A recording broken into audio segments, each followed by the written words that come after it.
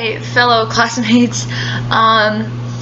This was actually a perfect timing because I'm just like having my breakfast and stuff, and like have time to reflect and think about the course and everything. So, man, this course so far, I think it's only been 4 weeks since we've started the semester.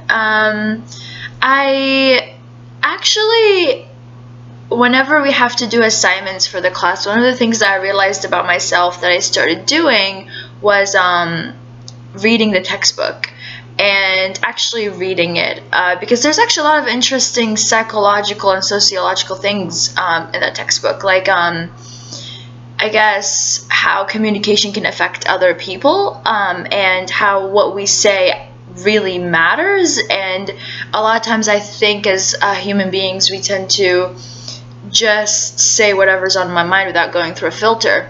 And even though there is this this kind of advertisements that you see all around, oh, say what you want to say type of thing, at the same time though, we can't just say whatever we want to say, because that affects other people, and that could affect our family or friends, as well as professional, like professors or I guess fellow workers.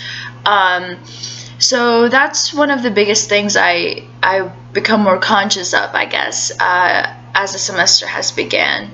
And another thing that I've actually found really interesting is that the textbook itself tends to align a lot with my major, surprisingly, because my major is linguistics, as you guys, I think I've mentioned this before, but it's kind of strange that it aligns with it, because I would have never thought that. I mean, I'm taking this class because it's under my minor, which is educational studies, and so I never thought that there was a connection between linguistics and education. So some of the examples that I thought to bring was speech acts, for example. Speech acts are basically you say a declarative statement, and that can affect, I guess, the situation on a legal level.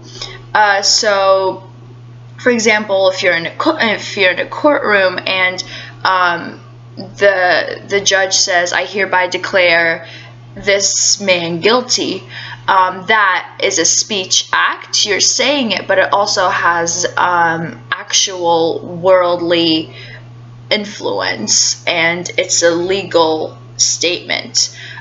So it's not just you saying your opinion, you're making a decision to affect someone else's life legally. And I was kind of shocked that that was in some of our readings. When it comes to the course itself, as in discussion-wise, I think I've definitely enjoyed reading some of the other posts and commenting on them. It's really busy semester for me this semester, but sometimes I'll take the time to actually go through a lot of the posts and see what other people are saying, because after all of us do come from a bias, and it's really interesting to look into that bias. And I think I've pretty much spoken what I believed when it comes to the discussions, if they were opinion based, of course.